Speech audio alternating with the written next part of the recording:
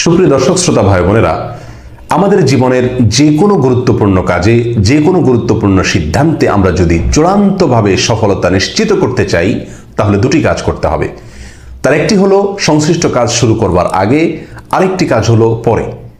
যে কোনো কাজ শুরু করার আগে একজন মুমিন আল্লাহ সুবহানাহু ওয়া তাআলার প্রতি পরিপূর্ণ আস্থা, পরিপূর্ণ ভরসা এবং তাওয়াক্কুল যদি করেন, তাহলে তিনি সে কাজে চূড়ান্তভাবে সফল কাম হবেন। আল্লাহ সুবহানাহু ওয়া তাআলা কোরআনে কারীমে বলেছেন, ফাইজা আযামতা ফাতাওয়াক্কাল আলাল্লাহ। যদি কোনো কাজ করার ব্যাপারে তুমি ভেবে চিন্তে সিদ্ধান্ত গ্রহণ করে থাকো, তাহলে আল্লাহ সুবহানাহু ওয়া তাআলার প্রতি ভরসা করো, আস্থা রাখো, তার প্রতি ন্যস্ত করো তোমার সংশ্লিষ্ট কাজের সফলতাকে। অন্য আয়াতে তিনি বলেছেন, ওমাইয়া তাওয়াক্কাল আলাল্লাহ ফাহুয়া হাসবু। যে ব্যক্তি আল্লাহর প্রতি ভরসা করবে, তাওয়াক্কুল করবে, আল্লাহ তার জন্য যথেষ্ট হয়ে যাবেন।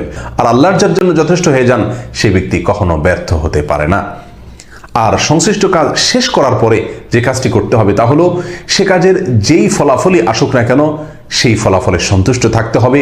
আল্লাহর ফয়সালায়, আল্লাহর সিদ্ধান্তে, আল্লাহর কাজার উপরে সম্পূর্ণরূপে যখন বান্দা রাজি থাকবে, সন্তুষ্ট থাকবে, আল্লাহ সুবহানাহু ওয়া তাআলা তাকে ওই কাজের উত্তম থেকে উত্তম পরিণাম দেখাবেন এবং সে দেখতে পাবে কিভাবে সে সৌভাগ্য অর্জন করছে।